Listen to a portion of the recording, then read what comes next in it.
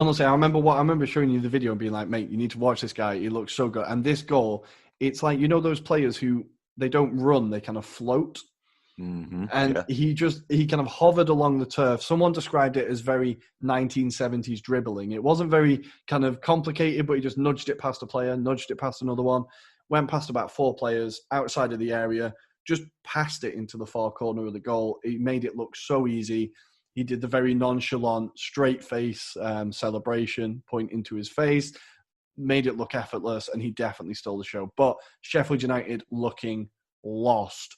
Further down or slightly up in the relegation battle were West Brom, who fell to the mighty Arteta-ball again. It was the best football I've seen Arsenal play. Granted, West Brom are not great, but it's the best football I've seen Arsenal play in a very long time. Arteta-ball becoming a real thing then. It's becoming 3 wins in a row. It might be a thing against admittedly not great teams, but it might be a thing. www.arteta.com, yeah? Exactly. We played some very nice football. Kieran Tierney, he is quickly becoming the love of my life, that man. He scored an absolutely beautiful goal, which was just from sheer determination. That was an incredible goal. Under the pouring rain, it was beautiful. Snow, mate, snow. There was snow, looked like rain, hail. It looked like a pitch where I wouldn't want to play. And then you see, maybe fueled by the weather, since he's Scottish, he just goes for it. This game summarized everything about Kieran Tierney, right? Arsenal players were in stockings, right? They were in snoods and gloves, and he comes out, shorts, t-shirt, training. Like, the snow was kind of fuel to him, you're right. It just pushed him on, and he was absolutely incredible. And he had their right back, and it was Darnell Johnson, I can't remember his name, absolutely butchered him all night. The second goal was some beautiful, quick passing play that Arsenal haven't done in a long time. Smith Rowe and Saka look like they've got a really great partnership, which isn't surprising, assuming as they've grown up together since they were 8 years old and playing together for that long. But beautiful move, beautiful goal. Arsenal win 5-0 in the end. Lacazette gets 2. It's such an enjoyable game to watch. But West Brom look in trouble. They've already conceded a shit ton of goals. They could be on to break the record for the worst defence in the Premier League. So obviously all this Arsenal positivity comes with a slight pinch of salt. But hey, we need to take the happiness where we can get it, right? You take the glory when it comes, and I'll take beating West Brom handedly away in the snow. Of course, you will. Moving on, who's up next in our Premier League review, Rory? So the next game is going to be Manchester United versus Aston Villa. Now, this was Manchester United got to another win, as they now are, as Gary Neville said, joint top, which is the first time I've ever heard that phrase used. They use that quite a bit. Really? Joint top? I don't know. They say second on goal difference, right? You don't say joint top. Someone's top and someone's second. Well, I say joint top. Oh, because it's the top thing that is confusing you. Yeah, if you're like joint fourth, but you don't do joint top. All right. No, they're top. Anyway, so United were joint top after this win against Aston Villa. But the main talking point was, as it always is with Manchester United, VAR controversy, as a very dubious penalty was given to Pogba after he seemed to trip himself up, which obviously Fernandes scored, and United went on to win the game. Now, what actually happened was, or what caught my eye after this game, was more the talk around it that made me incredibly angry. So all of a sudden, everybody was counting how many penalties every team had in their history, as if like every team was due the same amount of penalties. You know what I mean? There was Liverpool fans going, well, you had 3 penalties more than us. And United, well, you had 5 last. Like, penalties aren't a given right. Like, take all the nuance out of anything and just the numbers. What does it mean? Like, this argument over penalty numbers doesn't mean anything, I don't think. It's a very United Liverpool type of argument, I think. Yes, yeah. And it was all I saw on Twitter for like 3 days. And I just thought, for sake, like, it's just very infuriating. So, Manchester United, great win, put them joint top. Moving on to the result of the weekend, which was without a doubt Southampton beating Liverpool 1-0.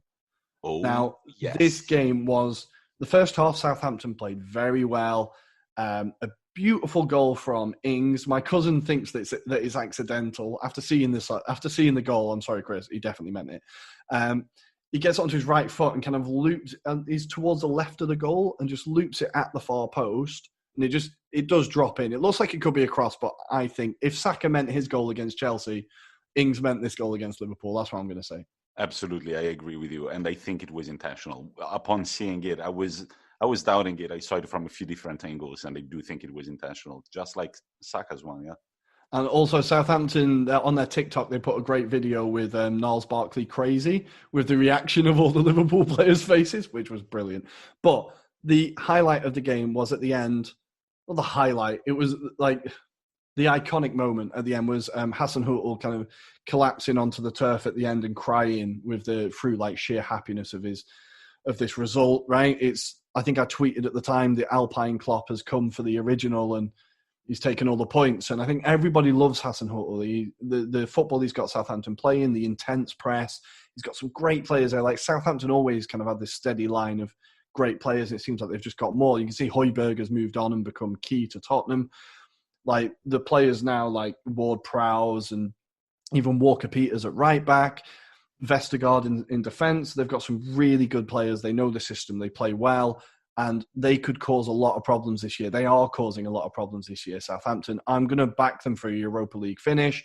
I think Hasenhüttl, unfortunately for Southampton, is going to be the next manager that gets poached by a big club when one of their managers starts to struggle, a la Pochettino, a la any of their managers that have been taken. But what a job he's doing down on the South Coast, and Southampton are great to watch. Liverpool just can't score at the minute. After that 7-0 battering of Crystal Palace, their goals have just dried up. I'm putting it down to the fact that I captained Salah on fantasy football, and therefore their form has dropped, but they just cannot score. Interesting. You wouldn't have expected that just 1 week ago, the Liverpool would drop such crucial points. Any other headlines in the Prem, Rory? Just to finish, this now means that we've got a pretty interesting title race. So the Premier League table now, the top 5 teams are separated by 4 points. No, sorry, top 7 teams are separated by 4 points. So while you would expect a lot of teams to drop off, that still shows that any one of these teams, like I said last week, if they can put a run of form together, they can really cause problems. It's an exciting season to see, especially after last year when Liverpool had the title wrapped up by November. Look, this is going to be a very controversial statement, but if there was one sector that, in my opinion, needed the coronavirus pandemic, it was probably football. I think that the coronavirus pandemic has shown the incredible amount of money that is thrown in football. Transfers are kind of blocked, so teams right now have to come up with other solutions that is just not opening the wallet and paying the money that you have. And it's made leagues more competitive. Now, I mean, for such a long time, we have complained about the players getting so much money and actually, playing once a week or max twice a week. I think that for fans, it's also nice to see more action in every league. Even when the Champions League was played every week, it was a very nice change to the format.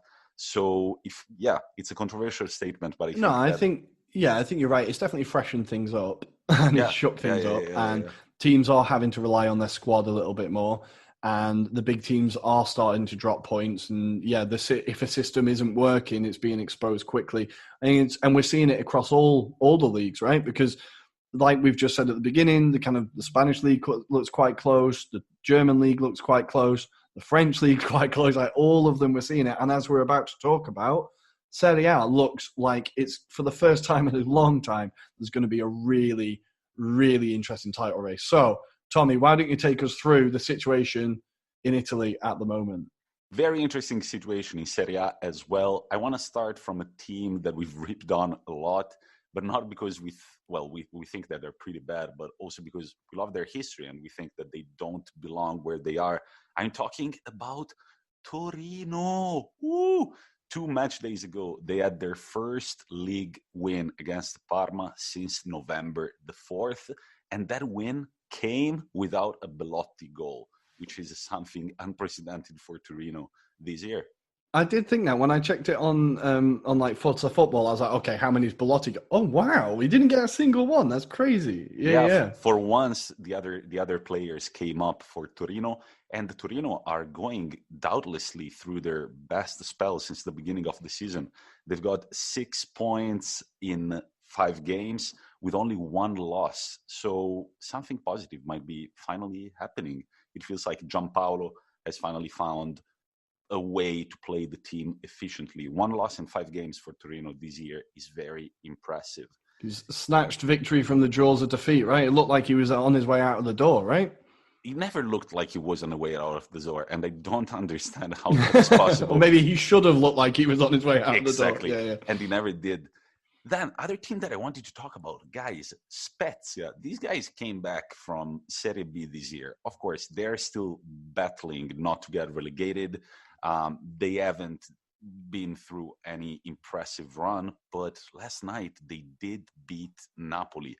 Napoli, who on the other hand have picked up only 1 win over the last 5 games. So definitely something for Gattuso to work on. What has happened at Napoli? It seemed like at the beginning of the season they were so like free-flowing, attacking. They were like looked like a real force. Then all of a sudden it's kind of fallen apart. I saw Zielinski looked really good the other day, but nobody seems to rate him. I don't know what's going on there. Yeah, it's a very difficult team to understand because they definitely have got the squad. They've got a good coach, but I don't know if it's, well, we all know that Gattuso is going through a pretty bad autoimmune illness that has had him. That's why you've seen him with a patch over his eye.